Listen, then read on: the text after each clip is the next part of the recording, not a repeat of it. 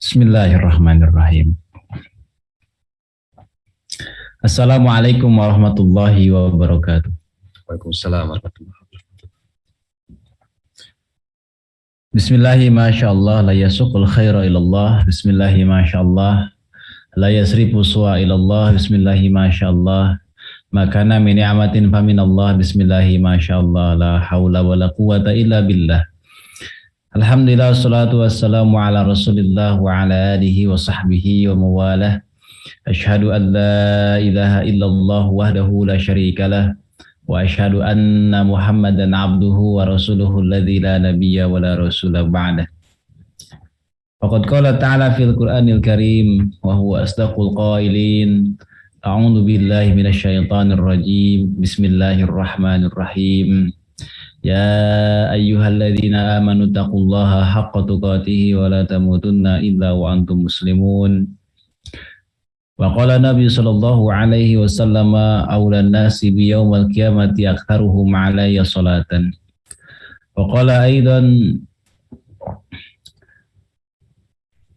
aidan nadarallahu imra'an sami'a minna syai'a fa balaghahu kama sami'a faruba mubalaghin aw amin sami'in. Shadaqallahul azim wa shadaqa rasul nabiyul karim. Alhamdulillah, kita bersyukur pada Allah Subhanahu wa taala pada pagi hari ini, ya, di malam hari ini kita bisa berjumpa. Ini adalah nikmat yang Allah berikan kepada kita semua. Mudah-mudahan kita terus bisa merawatnya sehingga jadilah kita menjadi hamba Allah yang pandai bersyukur. Abdan syakura, ya. Bukan abdan sakuro katanya, ya. Kalau abdan syakura adalah hamba Allah yang senantiasa bersyukur kepada Allah Subhanahu wa taala. Kalau sakura itu adalah hamba Allah yang senantiasa mabuk, ya. Hadirin yang dirahmati Allah, pada kesempatan yang mulia ini insya Allah kita akan mengulas satu topik.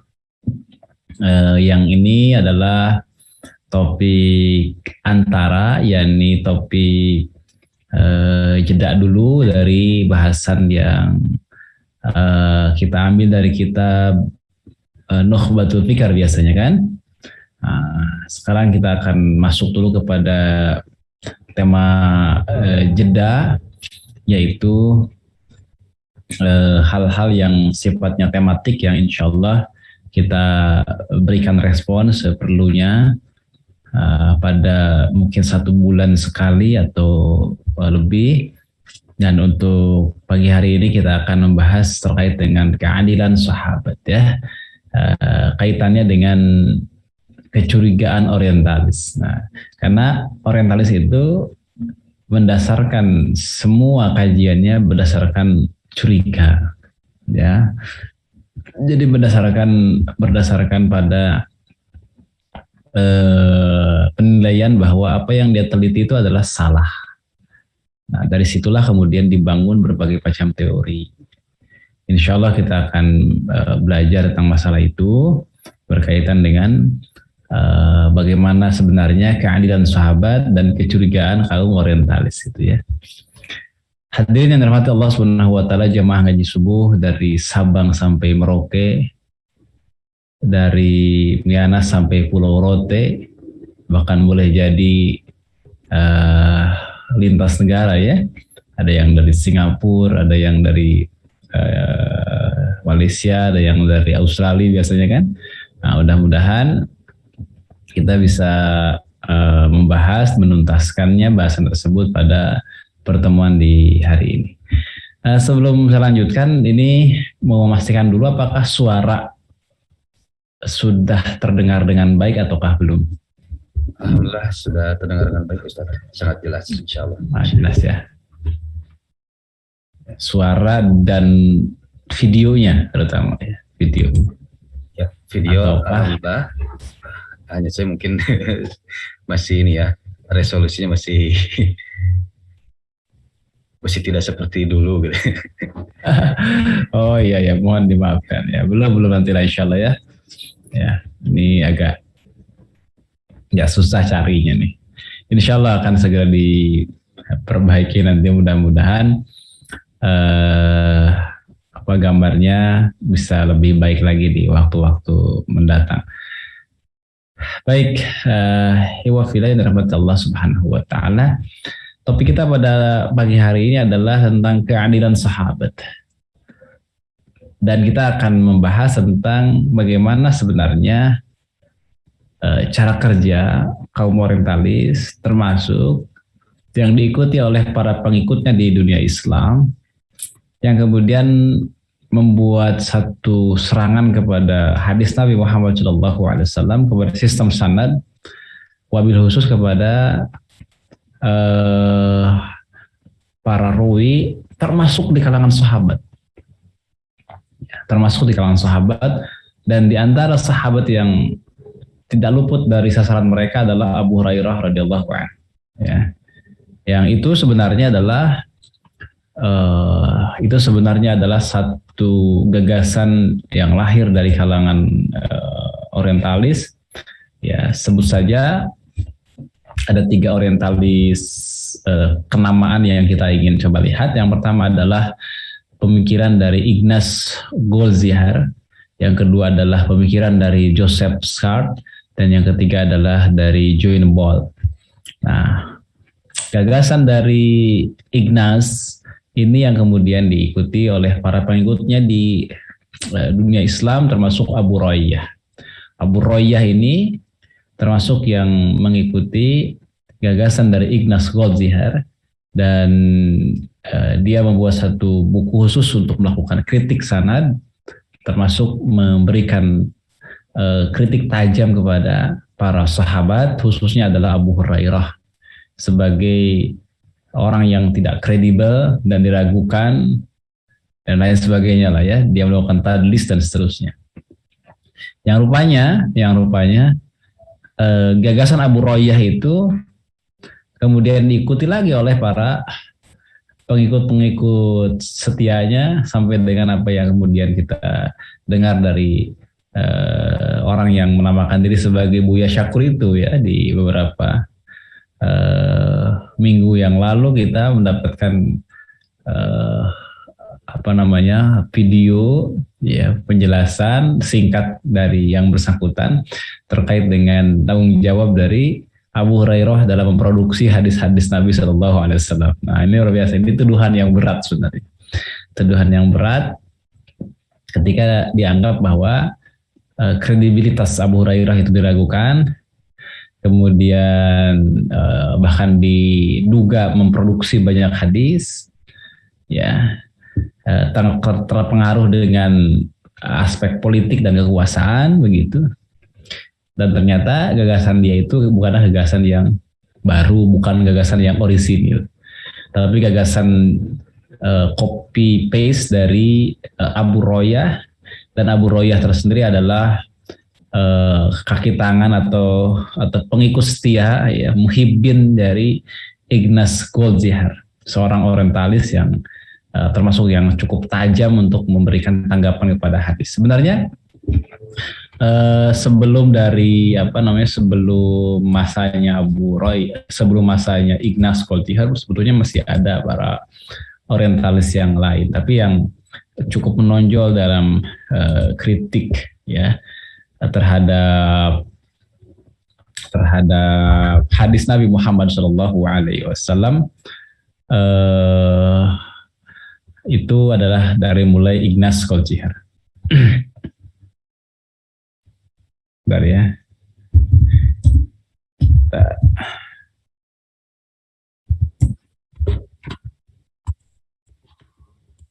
Baik, sebentar.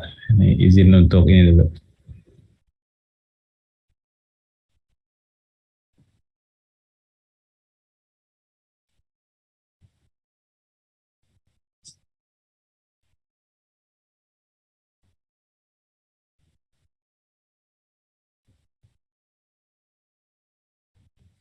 Ini mohon izin sebentar karena ada sedikit muskilah.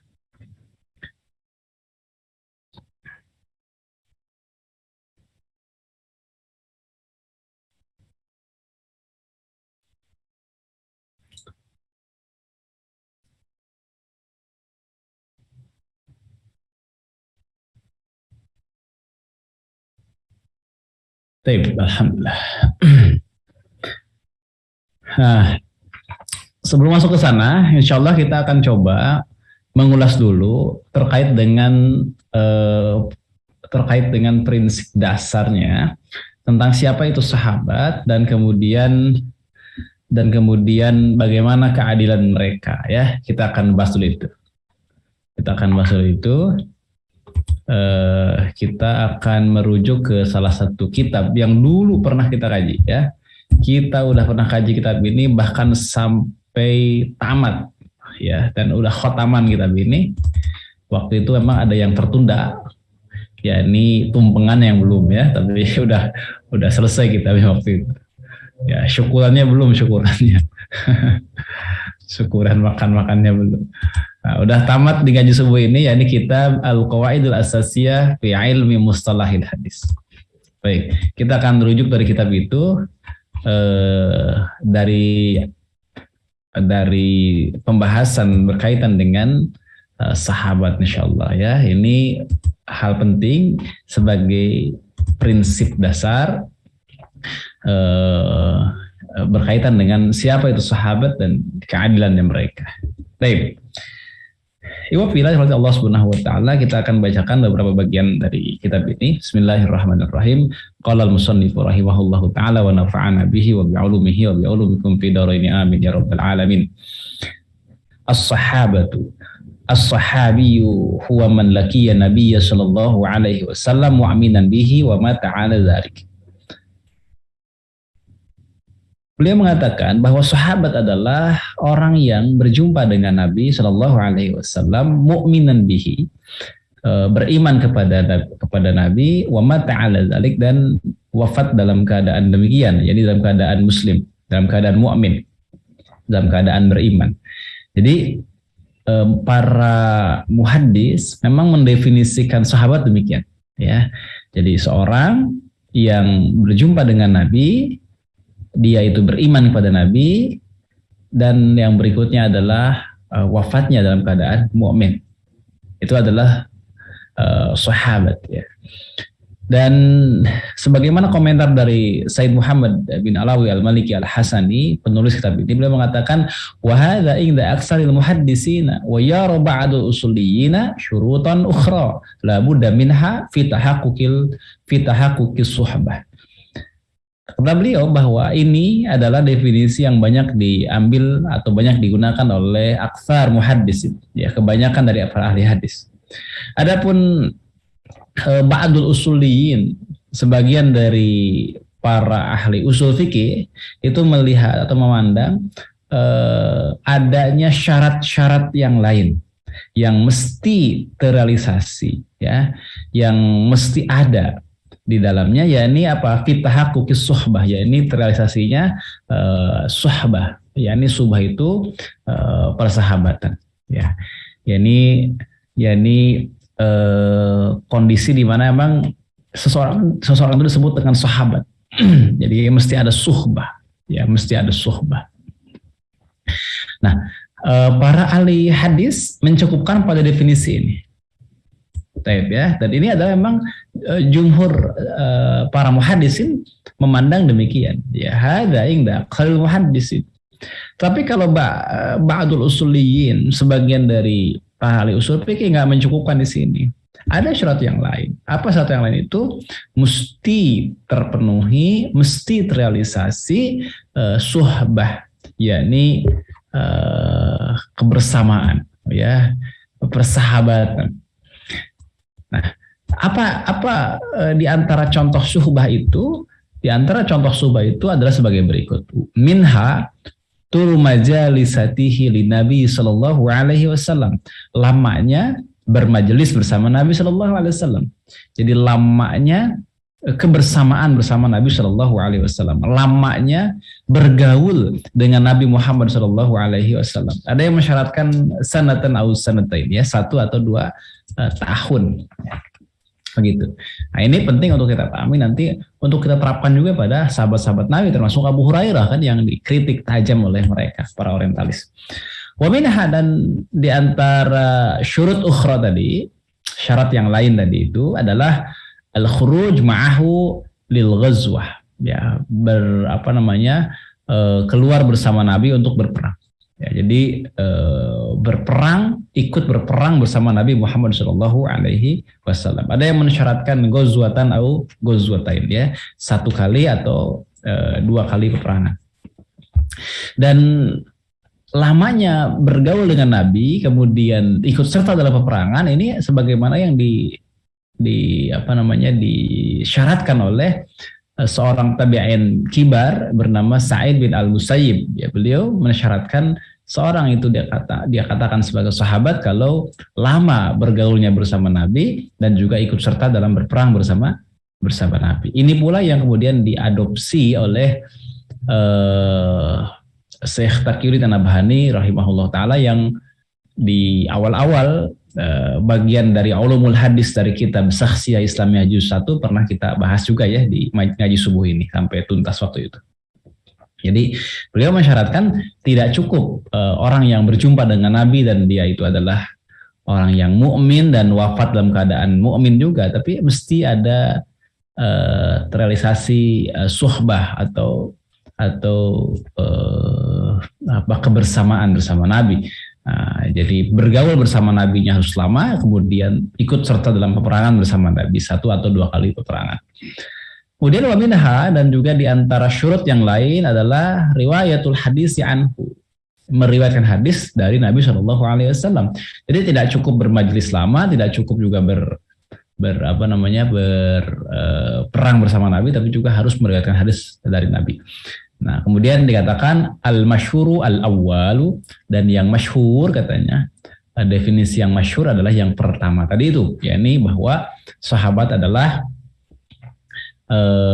orang yang berjumpa dengan Nabi, bertemu dengan Nabi, beriman pada Nabi, dan wafatnya juga dalam keadaan mukmin, ya. Nah, itulah sahabat. Yang kedua, topik yang kedua, kita hanya akan membahas 2 atau 3 bab saja. Ya. Bab yang kedua adalah terkait dengan adalatus sahabah. Adalatus sahabah yakni keadilan para sahabat. Sudah menjadi satu prinsip dasar yang tidak terganggu dan tergugat lagi begitu ya di kalangan para ulama Ahlus Sunnah wal Jamaah, bahwa as-sahabatu kulluhum udul. Para sahabat, ya, sahabat kulluhum semuanya itu adil.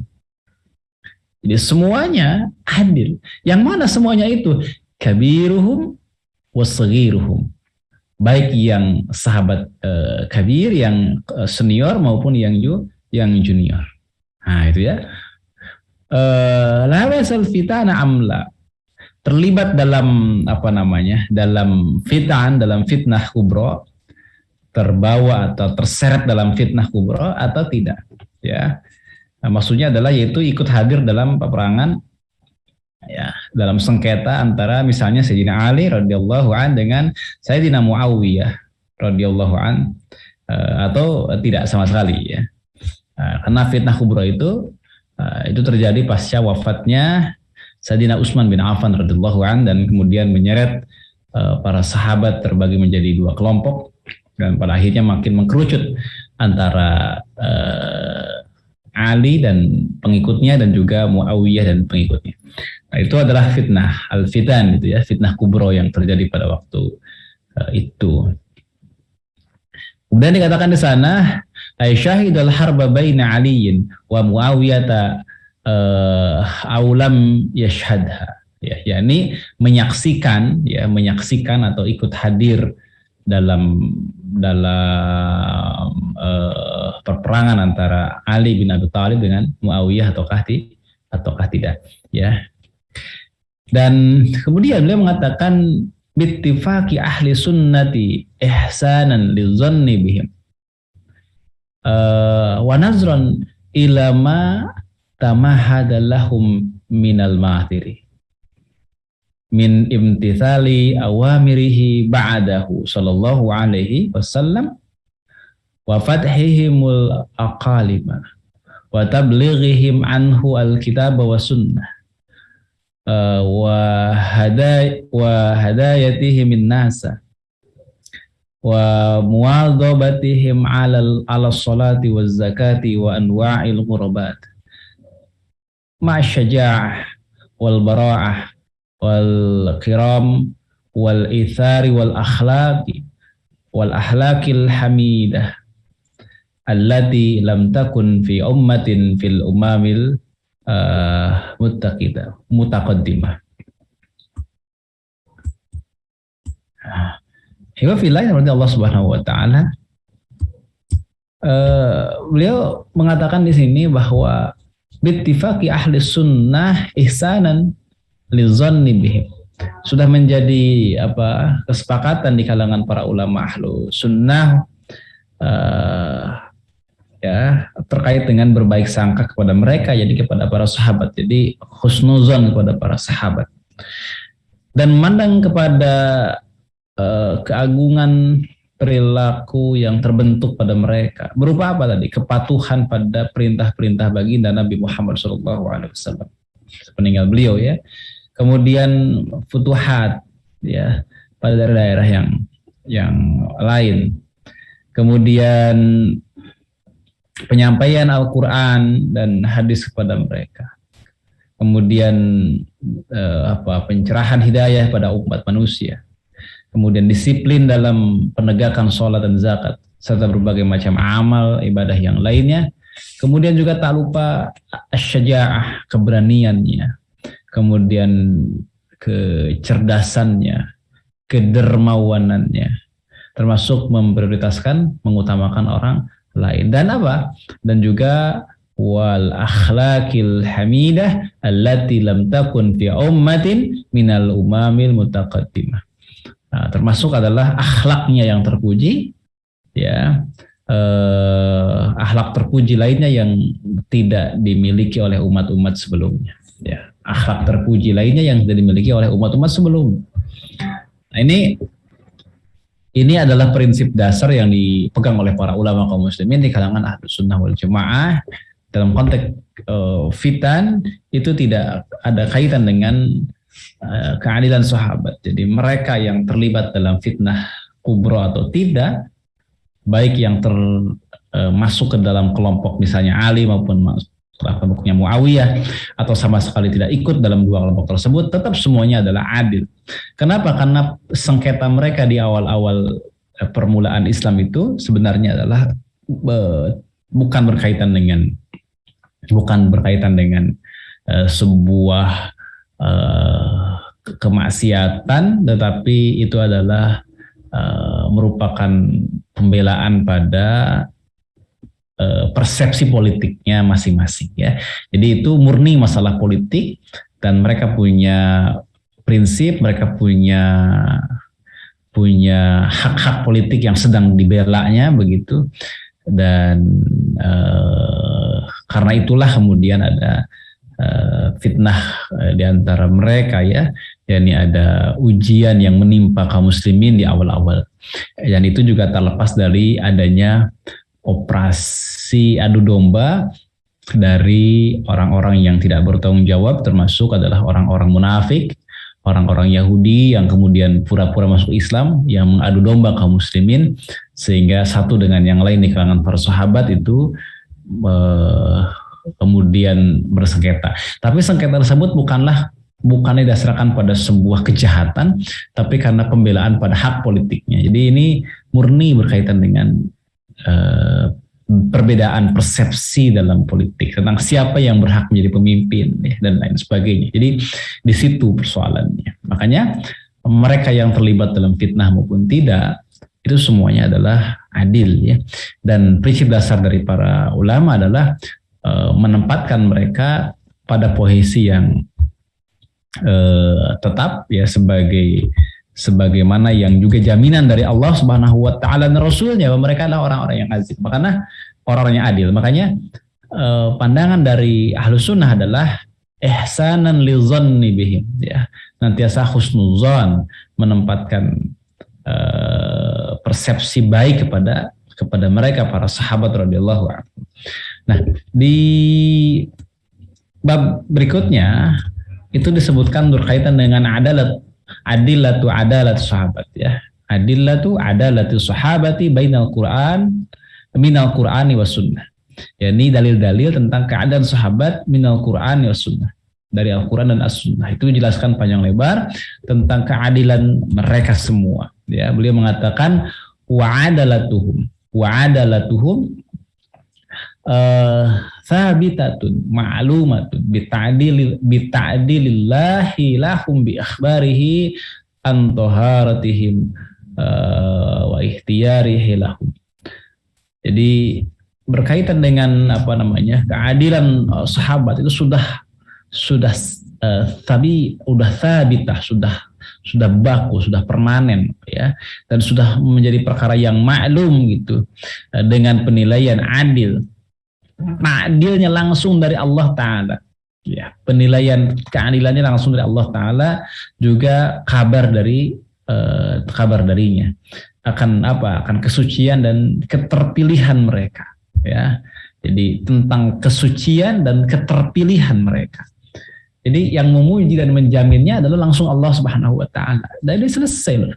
Ya, kalau sudah begini sudah selesai. Dalam banyak ayat Al-Qur'an disebutkan, misalnya di sini ada Al-Qur'an surah Al-Baqarah ayat 143, ada Al-Qur'an surah Ali Imran 110, kemudian juga surah Al-Fat ayat 29. Silahkanlah. Termasuk adalah sabda Nabi Shallallahu Alaihi Wasallam ketika Nabi Muhammad Shallallahu Alaihi Wasallam bersabda, khairukum qarni thumma alladhina yalunahum. Ya, jadi sebaik-baiknya kalian adalah pada zamanku dan kemudian orang-orang setelah kalian. Qarni di situ adalah di zaman Nabi, ini para sahabat radhiyallahu anhu. Kemudian juga dalam hadis-hadis yang lain disebutkan dengan lebih tegas lagi terkait dengan keadilan mereka yang dijamin langsung oleh Allah dan oleh Rasulnya. Nah, baik, ini di bab ini insya Allah banyak diulas, walaupun tidak semua dicantumkan tapi sudah cukup lengkap berkaitan dengan keadilan mereka yang langsung dijamin oleh Allah Subhanahu wa taala dan Rasulnya ya. Nah, makanya dari sini wafilah Allah Subhanahu wa taala jelaslah bahwa para sahabat itu semuanya adalah adil, baik yang terlibat dalam fitnah maupun tidak, baik yang masuk ke dalam kelompoknya Sayyidina Ali maupun yang masuk dalam kelompoknya Sayyidina Muawiyah radhiyallahu anhuma, dan keadilan mereka sudah dijamin langsung oleh Allah Subhanahu wa taala dan oleh Rasulnya, yang itu sudah thabitah, sudah permanen, sudah baku, terdapat dalam Al-Quran dan juga hadis Nabi Muhammad Shallallahu Alaihi Wasallam. Saya kira sudah cukup ya. Ini tentang sahabat. Ya, ini tentang sahabat. Dan adapun definisi sahabat tadi sudah kita sebutkan, baik definisi yang diakui oleh para muhaddis maupun definisi yang diajukan oleh para ahli usul fikih. Ya, intinya adalah mereka yang berjumpa dengan Nabi, iman kepada Nabi, wafat dalam keadaan iman, kemudian ditambahkan syarat yang lain, bermajelis bersama Nabi cukup lama, 2 tahun, setahun misalnya, dan juga ikut serta berperang bersama Nabi Muhammad SAW 1 atau 2 kali peperangan. Itu kalau kita gabungan antara definisi dari kalangan ahli hadis dan definisi dari kalangan ahli usul fikih. Baik. Nah, sekarang di bagian yang terakhir saya ingin memberikan komentar terkait dengan apa yang terjadi pada minggu-minggu terakhir ini, ketika ada orang yang meragukan sahabat Abu Hurairah, dan itu sudah lama ya dibahas dan sudah dianggap tuntas sebenarnya ketika para ulama kaum muslimin itu menjawab hal itu ketika Abu Hurairah mengkritik kredibilitas Abu Hurairah dan dijawab oleh para ulama. Ada satu kitab yang sudah saya share di minggu lalu, yakni Difa'un Anis Sunnah. Kitab itu lumayan tebal, kalau tidak salah sekitar 700 halaman ya, atau berapa itu, 500 halaman, yang itu menjelaskan terkait dengan pandangan-pandangan orientalis, termasuk pandangan-pandangan orang-orang yang mengikuti orientalis ya, termasuk pandangan Abu Hurairah. Di dalamnya adalah kritik kepada sahabat Nabi Abu Hurairah dan dijawab langsung oleh para ulama kaum muslimin. Nah, dan itu semua tidak lepas dari basis pemikiran orientalis. Ya, kritik kepada hadis Nabi itu tidak lepas dari pemikiran orientalis. Nah, seperti apa itu? Mari kita lihat. Ya, mari kita lihat.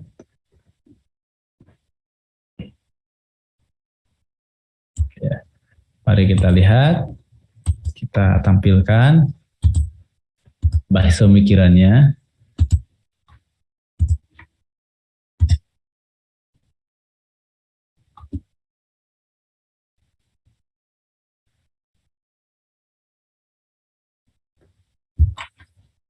Baik, kita akan belajar sekarang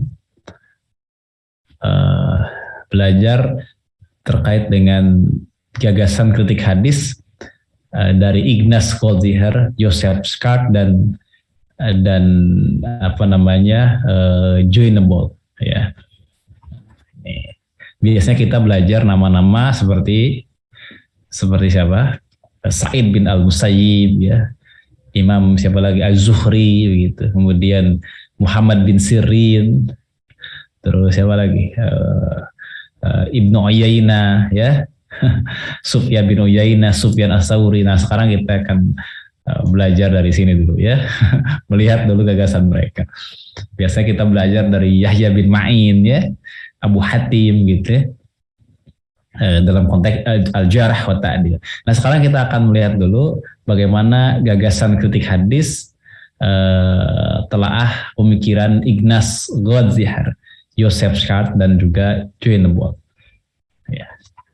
Ini adalah tiga pendekar orientalis yang sangat concern dalam kritik hadis. Sebelum Ignaz sebenarnya masih ada yang lain, ya, masih ada yang lain para orientalis yang sudah mendahuluinya, tapi ketajaman analisa yang paling membuat repot itu adalah mulai dari Ignaz ini sampai Joseph Scott. Ya. Baik, pendahuluan. Jadi keberadaan hadis dalam Islam amat sentral ya, karena hadis adalah realisasi dari ajaran Islam yang terkandung dalam Al-Quran sebagai penjelas Quran. Ya. Jadi hadis adalah penjelas Al-Quran, nggak bisa dipisahkan itu. Ya, makanya kan orang yang nggak paham atau nggak mau paham atau orang yang terlewat bodohnya ya, seperti orang yang mengatakan misalnya nggak ada itu perintah sholat 5 waktu dalam Al-Quran. Ya memang kalau dicari yang secara tekstual memerintahkan sholat 5 waktu Al-Quran kan emang nggak ada. Terus apa maknanya perkataan itu coba? Ya, itu perkataan orang bodoh, perkataan orang dungu gitu ya, untuk memberikan satu wacana yang dianggap sebagai ya gaya-gayaan lah ya, untuk mencari sensasi begitu. Sama seperti orang mengatakan begini aja, tidak ada itu larangan atau keharaman memukul orang tua dalam Al-Quran. Ya nggak ada. Dalam Al-Quran nyari tentang larangan memukul orang tua tuh nggak ada gitu. Yang ada juga adalah larangan untuk berkata kepada orang tua kan, memukul nggak ada. Wala taqul lahu ma'uf. Tapi orang bodoh mungkin akan mengatakan nggak ada.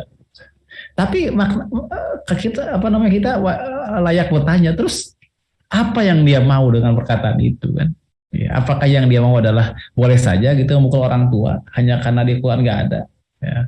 Lantas dia tidak mengerti tentang teori mafhum, teori mantuk, teori makul. Ya. Nah, orang-orang bodoh seperti itu kan sekarang berkeliaran di mana-mana. Ya. Jadi ya, Al-Quran itu dijelaskan oleh hadis. Ya. Perintah sholat Al-Quran itu jelas, kemudian rinciannya ada di hadis. Kan udah clear sebenarnya. Dan itu dua hal yang tidak dapat dipisahkan. Enggak semata-mata nggak di Quran. Kalau semuanya berpegang pada Quran saja tanpa memperdulikan hadis, maka niscaya kita tidak akan bisa beribadah secara baik ya. Misalnya bagaimana kita tata cara sholat, tata cara manasik haji, tidak bisa tanpa melihat hadis Nabi Muhammad SAW.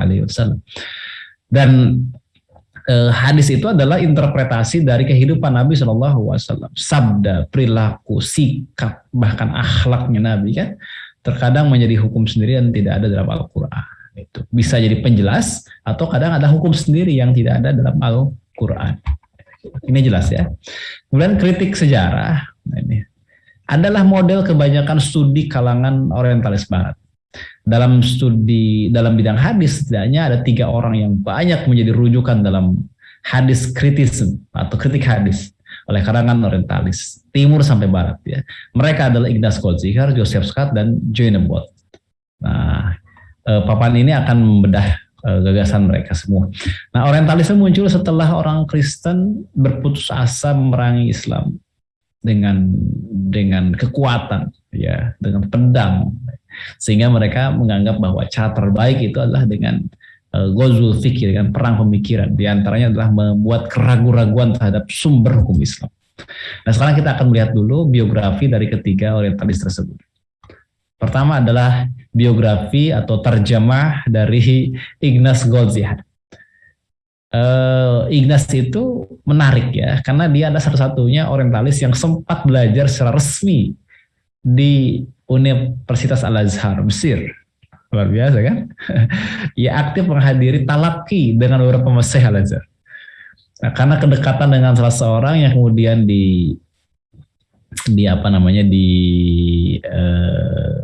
kenalkan dengan salah seorang menteri di Mesir. Lewat itulah kemudian dia bisa masuk ke Al-Azhar dengan menyamar menjadi seorang Muslim.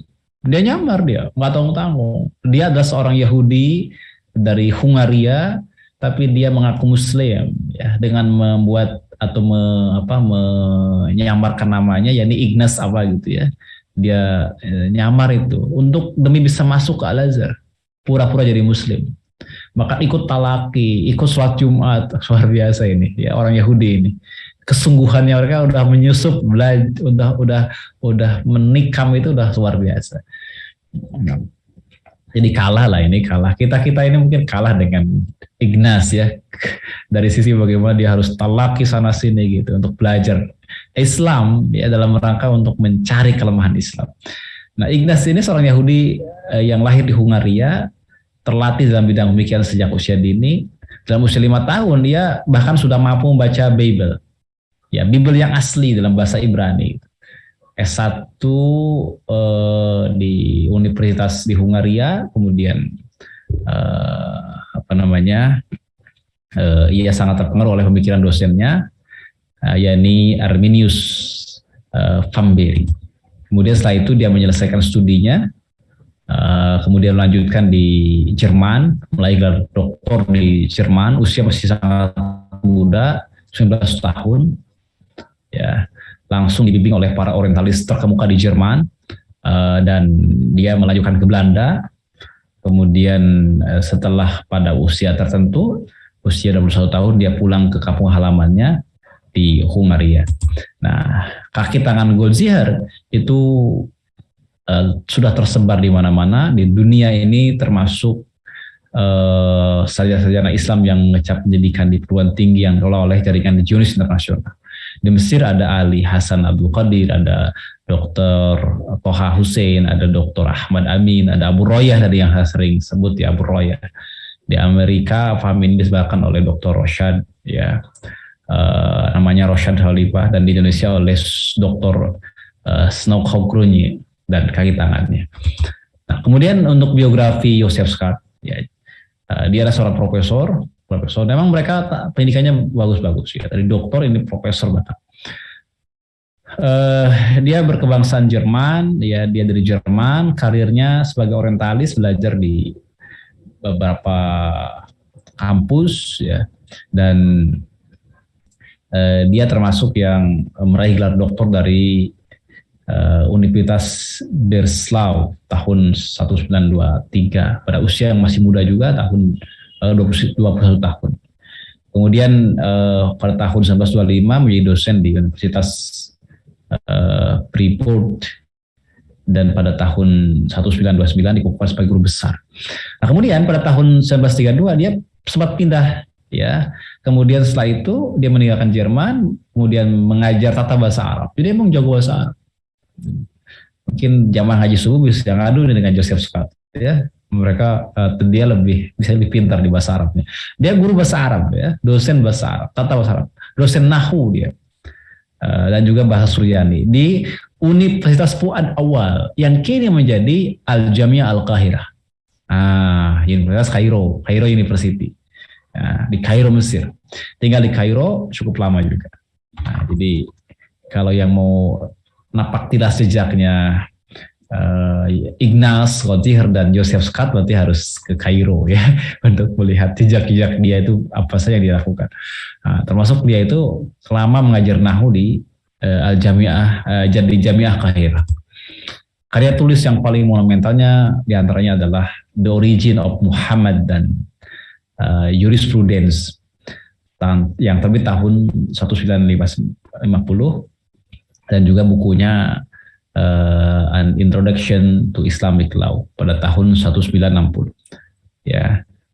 Kemudian biografi yang ketiga adalah biografi dari Joy Nembol, adalah seorang orientalis yang mendukung pemikiran kedua orientalis sebelumnya tadi di atas ya. Berasal dari Belanda, lahir tahun 1935 dan dia merupakan sarjana di Leiden ya, dan punya karya yang sangat banyak ya. Nah, langsung saja kepada pemikiran ketiga orientalis tersebut. Pertama untuk pemikiran Ignaz Goldziher. Jadi untuk memahami pemikiran dia tentang hadis adalah hal yang tidak mungkin kita lakukan jika kita lewatkan begitu saja apa yang ia uraikan dalam kitabnya, dalam bukunya, yakni Muhammadanis Student ya, yang terbit tahun 1890 dalam bahasa Jerman ya, yang kemudian terjemahkan dalam bahasa Inggris, yakni Muslim ke dalam bahasa Inggris yaitu Muslim Studies. Ya, dalam karya terbesar itu seluruh pemikirannya tentang hadis tertuang secara sempurna, secara baik. Ya. Nah, apa yang menjadi fokus kajiannya Goldziher? Goldziher telah berhasil membuat keraguan-raguan tentang otentisitas hadis. Jadi keotentikan hadis digugat oleh dia. Dengan dilengkapi studi-studi ilmiah yang dilakukan, ya, hadis yang di dalam konsep Islam merupakan dia sebut sebagai korpus yang berisikan perkataan, perbuatan, ya, atau takrir yang dinisbatkan pada Nabi kan, yang dalam bahasa kita disebut dengan ma udifa ila Nabi sallallahu alaihi wasallam min qaulin au fi'lin au takririn au sifatin, bahkan sifatnya, yang itu disandarkan pada Nabi Muhammad sallallahu alaihi wasallam. Nah, menurut Goldziher tidak lebih sekedar catatan atas kemajuan yang dicapai Islam di bidang agama, sejarah dan sosial pada abad pertama kedua, ya, yakni abad 1 dan 2 Hijriah. Jadi dia mengatakan tidak mungkin gitu, hampir tidak mungkin untuk meyakinkan bahwa hadis dapat dinyatakan sebagai asli dari Muhammad gitu, atau generasi sahabat Rasul. Jadi hadis itu adalah produk sejarah abad 1 dan 2, akhir abad 1 dan awal abad 2 Hijriah. Jadi tidak ada atau tidak dapat dibuktikan hadis itu berasal dari zaman Nabi atau dari lisannya Nabi Sallallahu Alaihi Wasallam. Dia membuat keraguan-raguan tentang otentisitas hadis Nabi. Nah, dari ungkapan Ignaz ini adanya keraguan untuk meyakini otentisitas hadis sudah ada pada masa Nabi, sahabat maupun pada masa tabi'in. Nah, hadis tidak lain adalah karya-karya ulama pada masa sesudah wafatnya Nabi yang diedarkan gitu pada fenomena sosial dan kasus-kasus yang sifatnya aktual di tengah masyarakat. Nah, ada pun argumentasi yang digunakan oleh Goldziher untuk membuktikan keaslian hadis Nabi adalah berdasarkan pada sebuah riwayat yang berkenaan dengan kasus penulisan hadis yang dilakukan oleh Ibnu Syihab Az-Zuhri atas perintah khalifah kan. Jadi dari peristiwa itu dia mengambil kesimpulan bahwa sesungguhnya yang membuat rekayasa berkait dengan penulisan hadis adalah karena titah penguasa kepada Az-Zuhri diantaranya yang mengawali untuk menuliskan hadis yang itu dibuat secara serampangan, yang itu diproduksi sedemikian rupa secara masif pada abad-abad ya, pada tahun tertentu ya, yakni pada eranya Imam Az-Zuhri di era tabi'in, berarti kan tabi'in junior. Nah, itulah kurang lebih ya gagasan dia. Jadi Goldziher ini menuduh bahwa penelitian hadis yang dilakukan oleh para ulama klasik tidak dapat dipertanggungjawabkan secara ilmiah karena kelemahan metodenya. Karena dia ya, hal itu karena para ulama lebih banyak menggunakan metode kritik sanad dan kurang menggunakan metode kritik matan. Jadi dia pendekatannya adalah metode sejarah dengan kritik matan. Jadi menurut dia matan hadis itu harus mencakup harus ditinjau dari berbagai aspek. Pertama dari aspek politik, sains, sosial, kultural. Ya, kalau dalam bahasa yang lain berarti analisis teks ya, bukan hanya tentang sanad tapi juga harus melakukan analisis teks ya, tentang kandungannya ya, dari aspek sosial, politik dan lain sebagainya. Mengingat katanya bahwa beberapa patah hukum yang berasal dari adat kebiasaan Yahudi dan Nasrani itu banyak masuk dalam apa yang disabdakan oleh Nabi, katanya begitu ya. Nah dari ini rasanya terlalu sulit ya, tidak terlalu sulit untuk menetapkan bahwa tujuan dari Ignaz Qadzihir adalah untuk meruntuhkan kepercayaan umat Islam terhadap kredibilitas Imam Bukhari yang selama ini telah terbina kokoh sejak abad ketiga Hijriah sampai sekarang kan gitu. Ingin diruntuhkan ya. Baik, berikutnya adalah pemikiran Joseph Scott. Jadi jika Qadzihir meragukan otentisitas hadis, maka Joseph itu sampai pada kesimpulan bahwa sebagian besar hadis hukum yang ada itu hadis palsu. Jadi Joseph Scott ini lebih banyak menyoroti hadis ahkam. Jadi hadis-hadis hukum itu semuanya itu palsu. Ada rekayasa, adalah diproduksi sedemikian rupa oleh para ulama kaum muslimin. Yeah. Nah, jadi dia mengatakan kita tidak akan dapat menemukan satupun hadis Nabi gitu, yang berkaitan dengan ahkam atau hukum yang dapat dipertimbangkan sebagai hadis sahih. Nah pandangan dia ini secara keseluruhan adalah bahwa sistem sanad, kata dia, mungkin katanya valid untuk melacak hadis-hadis sampai pada ulama abad kedua. Tetapi rantai periwayatan yang merentang ke belakang sampai ke Nabi SAW dan para sahabat adalah palsu gitu. Setidaknya dia punya 5 argumentasi ini. Pertama, sistem isnad dimulai pada awal abad kedua atau paling awal pada abad pertama di bagian akhir. Ini mirip dengan Ignaz sebetulnya, tapi dia lebih berani mengatakan palsu gitu. Ya, rekayasa. Sanad atau isnad-isnad itu diletakkan secara sembarangan dan sewenang-wenang katanya oleh mereka yang ingin memproyeksi ke belakang. Jadi dia membuat satu teori yang bernama adalah teori memproyeksi ke belakang. Kemudian isnad-isnad yang secara bertahap meningkat oleh pemalsuan, isnad-isnad yang terdahulu tidak lengkap, tapi semua kesenjangan dilengkapi dengan pada masa koleksi tadwin ya, pada koleksi klasik gitu. Dan yang keempat, sumber-sumber tambahan diciptakan pada masa Imam Syafi'i dan seterusnya ya, untuk menjawab penolakan-penolakan yang dibuat untuk hadis-hadis yang dilacak ke belakang itu ya, sampai pada satu sumber. Ya, ada isnad-isnad keluarga adalah palsu dan seterusnya katanya. Kemudian keberadaan common narator dalam rantai periwayatan itu merupakan indikasi bahwa hadis itu berasal dari masa periwayat tersebut. Jadi ada yang dalam bahasa kita disebut dengan madar isnad ya. Jadi ada beberapa rawi yang kemudian menjadi pusat edar hadis dan dia itu menyendiri. Nah itulah katanya pemalsunya itu. Nah gitu ya. Jadi memang dibangun lewat basis curiga. Makanya dia membuat beberapa konsep atau teori. Yang pertama adalah teori projecting back, yang kedua teori Siliento, yang ketiga teori common link. Ya. Teori common link ini yang kemudian diambil oleh oleh Joinebol nanti. Nah ini ya. Jadi pemikiran Joinebol itu mirip dengan pendahulunya sebenarnya. Nah jadi yang paling menonjol dari Joinebol adalah teori common link itu. Jadi Joinebol sebenarnya bukanlah orang pertama yang membicarakan tentang fenomena common link dalam periwayatan hadis. Ia mengakui dirinya sebagai pengembang dan bukan penemu teori tersebut. Beberapa tulisannya juga merujuk ke sana. Jadi teori common link itu adalah ada satu rawi yang dia itu menyendiri dalam periwayatan, tidak ada yang meriwayatkan kecuali dia. Dalam konsep kita kan namanya tafarrud ya, yang udah kita bahas. Berarti ada riwayat yang tafarrud menyendiri. Ke bawahnya banyak itu, dia sendiri punya banyak melebar. Nah, disitulah kata dia letak mulainya dipasukan hadis itu. Jadi yang bertanggung jawab itu. Ya, sehingga ke bawahnya itu adalah merupakan mata rantai yang palsu gitu, karena dipasukan pada madar isnad tersebut. Nah, gitulah kurang lebih ya. Nah, sekarang kita lihat bantahannya. Eh, ada beberapa tokoh yang membantah ini dengan sangat baik. Pertama adalah Profesor Dr. Mustafa As-Sibai dalam kitabnya Sunnah wa Makanatuha fi Tashri'il Islam. Yang kedua adalah Profesor Dr. Ajaz Al-Khatib dalam bukunya Sunnah Qabla Tadwin. Ini bagus sekali buku ini. Dulu pernah saya kaji ini, As-Sunnah Qabla Tadwin. Kemudian yang terakhir adalah Profesor Dr. Mustafa Azumi dalam bukunya Studies in Early Hadith Literature. Bantahan Ignas. Mudah saya sebenarnya untuk membantah Ignas ini ya, dengan teori sanad itu selesai sebenarnya, karena dia basisnya curiga, sedangkan teori sanad yang dibangun oleh ulama kaum muslimin itu objektif, sangat objektif.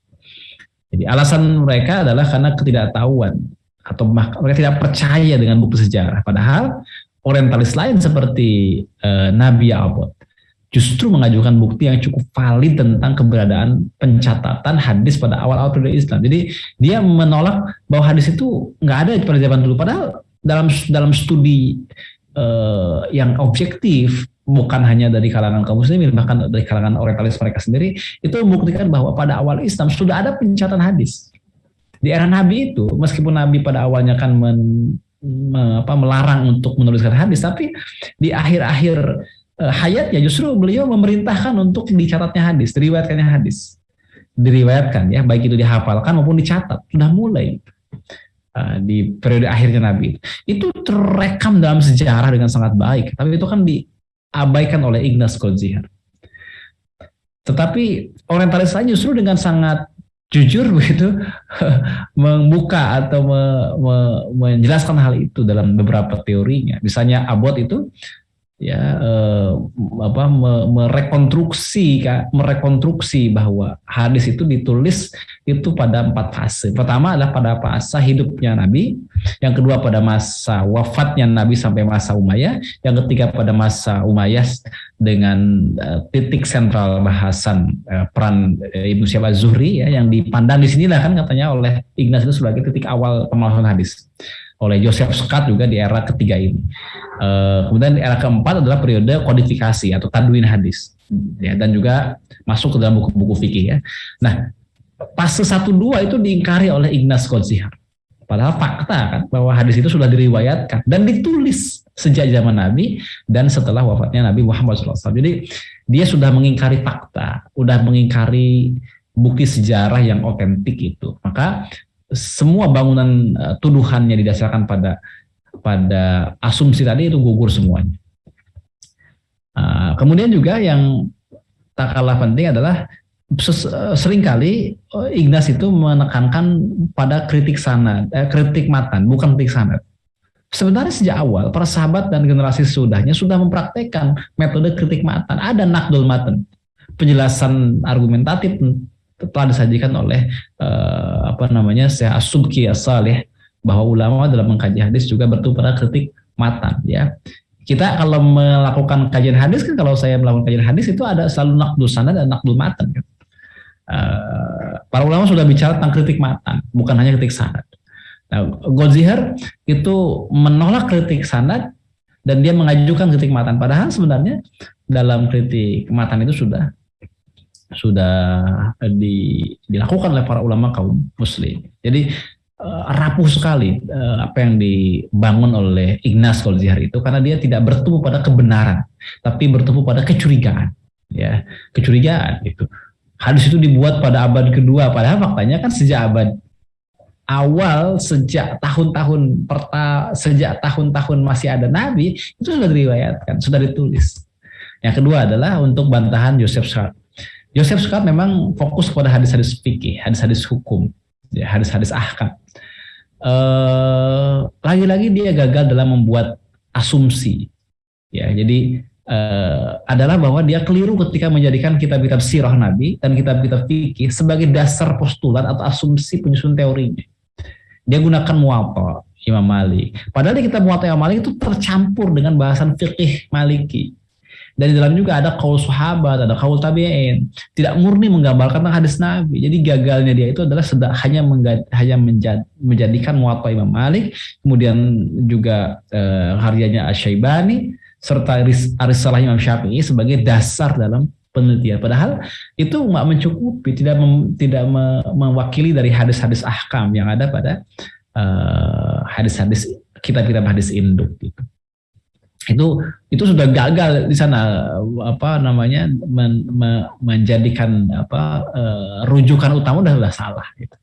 Udah salah, dan itu fatal sekali kan. Karena kalau kita baca Muwatta Imam Malik itu akan banyak tercampur dengan bahasan-bahasan fikih mazhab Maliki yang itu sebenarnya lebih tepat untuk menggambarkan terkait dengan periode awal dari tadwin hadis, tapi tidak menggambarkan keseluruhan dari hadis Nabi, karena di dalamnya tercampur dengan pandangan-pandangan fikih Maliki.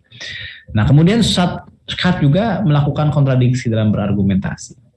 Sebab dalam bukunya mengecualikan teori itu terhadap referensi yang berasal dari 2 generasi ke belakang di belakang Syafi'i.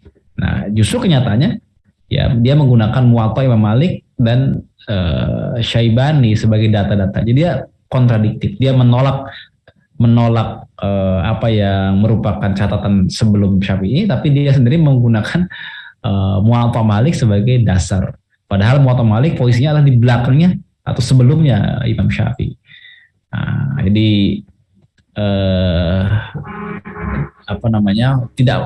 tidak akurat data yang dia gunakan ya. Karena bagaimanapun kitab Muwatta Malik itu belum mencakup seluruh hadis yang ada, lebih menekankan pada aspek hukum. Kemudian juga tercampur antara kaul Nabi, sahabat dan tabi'in. Nah, dengan demikian maka yang dikembangkan oleh Joseph Scott itu dengan teori projecting back-nya itu sebenarnya adalah telah menemui kegagalan ya, karena dia banyak melakukan asumsi-asumsi yang tidak memiliki basis ilmiah yang kokoh. Karena justru para ulama telah membuktikan ada ketersambungan yang sulit dibantah lagi, bahwa dari abad kedua sampai Nabi itu tersambung. Memang faktanya mutasil sampai Nabi SAW dengan jalur-jalur yang telah disebutkan. Jadi memang para ulama telah membuktikan bahwa dari abad kedua sampai ke Nabi itu tersambung, meskipun hadis baru disusun ya di tadwin pada abad kedua, tapi ketersambungan sampai ke Rasul itu nyata gitu, dapat dibuktikan. Itu diingkari demikian rupa oleh para orientalis. Dia hanya fokus ke penyusunan atau tadwin hadis dalam buku ya, dalam kitab yang itu dia kaji gitu, dengan asumsi bahwa dari buku ini sampai ke Nabi putus. Nah, gitu. Padahal dia mengingkari kenyataan bahwa para ulama telah membahas itu dan membuktikan tentang ketersambungannya. Baik, dikit lagi. Adapun untuk joinable tentang common link ini adalah tentang madar isnad. Dia menganggap bahwa ketika ada sebuah periwayatan yang infirad, yang menyendiri, yang tafarrud tadi, maka dia adalah pemalsu hadis. Nah, ini kan juga dibangun di atas kecurigaan. Dia termasuk yang kok di era awal, di era tabi'in misalnya ya, cuma 1 orang yang meriwayatkan. Di bawahnya ramai yang meriwayatkan begitu. Nah, riwayat yang tafarrud ini sebetulnya dia bertanggung jawab terhadap pemalsuan hadis. Nah, itu teori common link itu gitu. Jadi itu lemah sekali kan? Ya, itu lemah sekali. Dia meragukan validitas hadis, ya, bahkan otentitas hadis dengan teori itu. Itu diragukan justru kevalidan teorinya itu. Ya. Nah, itu sangat tidak relevan, ya, tidak relevan. Nah, kita udah paham, memang ada riwayat yang infirad kan, yang menyendiri. Tetapi itu semua tergantung pada kualitas rawinya. Jadi kalau rawinya itu thiqah, maka riwayat yang menyendiri bisa diambil kan, tafarrud bisa diambil. Tapi kalau tidak thiqah maka ditolak begitu. Itu ada teorinya. Jika seorang tidak melihat secara keseluruhan jalur isnad juga, maka ia akan salah dalam mengidentifikasi. Kadang-kadang kita anggap ini tafarrud. Setelah kita himpun seluruh jalur sanadnya, ternyata nggak tafarrud kan, ada tabi, ada syawahid. Nah, dia mengesampingkan teori itu tentang adanya tabi, adanya syawahid yang pernah kita bahas itu ya. Jadi memang dibangunnya curiga gitu di atas kecurigaan itu. Jadi padahal dia baru meneliti sebagian dari riwayat. Padahal Padahal kita membahas dalam sekup pembahasan tabi dan syawahid, sehingga sesuatu yang dianggap satu jalur boleh jadi sesungguhnya ada jalur lain yang menguatkan. Baik yang bermuara pada sahabat yang sama atau sahabat yang berbeda. Kalau yang bermuara pada sahabat yang sama namanya adalah tabi, yang bermuara pada sahabat yang berbeda namanya adalah syawahid, kan begitu kan? Sehingga yang dianggap sebagai common link ternyata bukan gitu. Yang dianggap sebagai tafarud ternyata bukan. Atau dia ada penguatnya. Itu nggak dipertimbangkan oleh Junaid Bolt. Nah, terakhir ya. Nah, pengikut Ignas terutama adalah Abu Royah Mesir ya. Pada hadis Nabi Muhammad SAW, khususnya kepada para sahabat, khususnya lagi pada Abu Hurairah. Nah, dan bagaimana bantahannya? Di dalam kajian dia, ya, Abu Royah itu menggunakan metode historis. Sama semua orientalis menggunakan metode sejarah dalam kajian. Ya, seperti yang dilakukan oleh pendahulunya, yakni Ignas, ya, Goldzihar. Nah, untuk membuktikan bahwa sunnah yang ada sekarang dalam bentuk literatur kitab sunnah dikenal dengan kitab hadis yang 6 itu, yang kutubus sittah, pada tahap tertentu tidak mempunyai kesejarahan karena pernah mengalami tenggang waktu yang cukup lama dari proses tradisi Nabi sampai ditulisnya. Jadi semua lama begitu. Jadi yang menjadi objek penelitian itu adalah buku-buku tadwin hadis. Padahal tadwin itu adalah muara akhir dari periwayatan kan. Sedangkan periwayatan sendiri itu tidak tiba-tiba sebelum dibukukannya hadis dalam kitab Bukhari, Sahih Muslim, Sunan Abi Daud, At-Tirmizi dan seterusnya, itu ada metode periwayatan sebelumnya yang itu dijaga betul lewat rawi-rawi yang adil, yang dobit, secara hafalannya kuat, keadilannya itu kokoh gitu, seorang yang bertakwa, kemudian penjagaan pada tulisannya, catatannya juga sangat akurat. Itu yang diabaikan. Tiba-tiba mereka hanya menguji literatur yang basisnya kadang-kadang beberapa kitab tertentu, misalnya Muwatta Malik dan lain sebagainya. Gitu. Jadi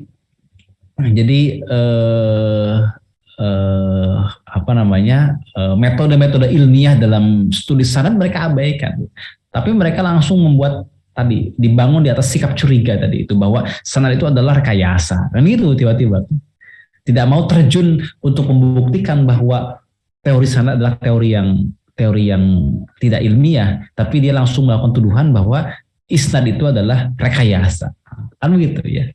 Ya, rangkaian sanad itu rekayasa saja gitu. Hanya dibuat saja dari sini ya, dirususun. Padahal nggak begitu. Sanad itu nyata, ada orangnya, dapat dibuktikan, ada biografinya gitu. Bahkan ada sampai kitab-kitab besar yang bahas tentang biografi mereka. Ya, lahir, wafat, gurunya, muridnya, di mana tempatnya, lahirnya, wafatnya, semua yang lengkap gitu. Nah, itu yang diabaikan oleh hampir semua orientalis pasti begitu. Ya, dia akan fokus ke literatur ya, dan dia akan mengkaji kemudian memproyeksikan ke belakang bahwa seluruh sanad yang dinarasikan selama 2 abad itu adalah bohong, kan begitu ujungnya. Ya, dia tidak tidak mau berani terjun langsung dalam dirasatul asanid. Padahal itu sangat ilmiah dan sangat objektif kan kajian tentang dirasatul asanid itu. Nah, itu saya kira cukup lah ya. Nah, salah satu masalah yang menjadi perhatian Abu Royah adalah tentang keadilan sahabat. Dia menyoroti masalah ini dengan sangat tajam. Penetapan adil sahabat diperlukan kesaksian ulama, khususnya para sahabat Nabi. Hampir semua ulama menilai mereka semua bersifat adil. Namun Abu Royah membantah hal itu dengan alasan bahwa sahabat juga manusia, mungkin salah ya kita itu. Jadi dia ngaco juga ya. Padahal memang kita tidak pernah mengatakan sahabat tidak pernah salah. Ya, tapi kita mengatakan sahabat itu adil, meskipun dia bisa salah, tapi dia tidak fasik. Kan beda orang yang salah dengan yang fasik. Nah, kita membedakan antara orang yang maksiat dengan yang fasik. Sahabat mungkin salah, tapi nggak fasik. Gitu. Nah, kemudian Abu Royah juga tentang keadilan sahabat diterapkan pada Abu Hurairah. Metode yang dipakai dalam penelitian ini adalah metode pendekatan historis, lagi-lagi historis. Ya. Apa? Setelah diteliti melalui pendekatan ini dihasilkan bahwa Abu Hurairah termasuk rawi yang mudallis, tadlis katanya, melakukan penyamaran, melakukan kebohongan, nah gitu ya, dalam bahasa yang lebih kasarnya itu. Dia tidak mendengar langsung dari Nabi, yang bertemu dari Nabi, tapi tidak mendengar semua hadis dari Nabi. Tapi kemudian Abu Hurairah memproduksi gitu hadis yang sangat banyak sampai dengan 5.000-an hadis, lebih banyak daripada sahabat yang lain. Itu kan nggak mungkin kata dia. Sahabat yang lebih lama aja dengan Nabi nggak sebanyak itu hadisnya, tapi sahabat Abu Hurairah ini yang bentar saja ketemu Nabi, bersama Nabi, tapi hadisnya banyak. Nah, ini mencurigakan. Nah itu kan sikap curiga selalu, sikap curiga. Abu Hurairah adalah seorang yang digambarkan sangat buruk oleh dia, termasuk melihat latar belakang kehidupan dan lain sebagainya. Ini memang kebencian yang luar biasa dari Abu Hurairah. Dia Muslim tapi parah ya dia. Nah, ketika Abu Hurairah terhadap dan peran Abu Hurairah dalam hadis bukanlah kritik ilmiah, melainkan kebencian belaka atas pribadi Abu Hurairah. Agar kredibilitas Abu Hurairah, yakni sahabat yang paling banyak meriwayatkan hadis itu runtuh. Karena tidak berkesesuaian dengan kaidah ilmu hadis. Apa? Kullu sahabat udulun. Ya, semuanya itu adil. Itu dapat dibuktikan. Imam Bukhari telah melakukan pembuktian nyata bahwa Abu Hurairah itu mempunyai dua sifat mulia. Apa? Luasnya cakrawala ilmu. Yang kedua adalah kuatnya hafalan dari Abu Hurairah. Itu dapat dibuktikan langsung dalam beberapa kitab biografi ya, terkait dengan Abu Hurairah. Nah, anggapan bahwa Abu Hurairah juga hanya tinggal selama kurang 2 tahun juga nggak tepat. Kalau kita lihat ya, ia mendatangi Madinah dan masuk Islam sebelum perang Khaybar kan, pada bulan Jumadil Awal pada tahun 7 Hijriah. Nah, sedangkan jarak antara perang Khaybar sampai wafatnya Nabi itu 4 tahun. Ya, secara pasti kita bisa buktikan bahwa Abu Hurairah itu berguru dan mengambil hadis daripada Nabi SAW itu bukan 2 tahun. Itu bukan 2 tahun, tapi 4 tahun lah kurang lebih. Nah, bisa kita buktikan dalam pernyataan para ulama ya. Jadi misalnya ada perkataan bahwa Abu Hurairah memberitahukan kepada kami, saya bersama Nabi 3 tahun. Berarti kan bukan 2 tahun, ya, atau kurang dari 2 tahun enggak, tapi 3 tahun. Bahkan ulama lain mengatakan Abu Hurairah bersama Nabi itu 4 tahun. Gitu. Ya, dan itu dapat dibuktikan dengan beberapa buku sejarah, termasuk dalam kitab Sirul A'lamin Nubala disampaikan demikian. Nah, gitu. Dan menariknya Abu Hurairah itu selalu bersama Nabi. Duduk dalam majelis Nabi. Jarang sekali setiap kegiatan yang dilakukan oleh Nabi tanpa Abu Hurairah. Karena beliau itu tinggal di Masjid Nabawi, Ahlus Sufah, tidak punya kesibukan lain, tugasnya adalah menulis hadis, meriwayatkan hadis. Jadi banyak memang. Baik itu yang dia dengar maupun yang ia lihat. Jadi wajar sekali selama sekian tahun tadi, 4 tahun tadi, beliau terus mendampingi Nabi dan meriwayatkan apapun yang terlisan dari lisannya Nabi dan yang diperbuat oleh Nabi Muhammad SAW. Nah, itulah kemudian menjadi sangat makul gitu ya, Abu Hurairah itu meriwayatkan banyak hadis karena memang fokus dia adalah untuk itu. Fokus dia adalah untuk meriwayatkan hadis, datang untuk menjadi santri hadis begitu, dan untuk meriwayatkan hadis. Nah, saya kira itulah ya, mudah-mudahan dapat dipahami. Dan akhir kata, seluruh tuduhan Abu Hurairah sebagai kaki tangan orientalis, termasuk orientalis yang mendahuluinya, ada Ignaz Goldziher, ada Joseph Scott, dan juga Joy Nebol, semuanya membangun teorinya di atas satu prinsip, apa itu? Kecurigaan, ya, kecurigaan dan kebencian, ya. Karena dia telah tidak memperhatikan, bahkan tidak memperdulikan bukti-bukti yang sesungguhnya dapat membantah semua teori dia, tapi dia dengan gagahnya tetap melakukan kritik terhadap hadis Nabi Muhammad SAW. Dan sayangnya hari ini banyak yang mengikuti jejak-jejak para orientalis itu dengan gaya-gayaannya, ya. Dan itu cuma gaya-gayaan saja. Ya. Allah Ta'ala, mudah-mudahan bermanfaat untuk kita semua. Assalamualaikum warahmatullahi wabarakatuh.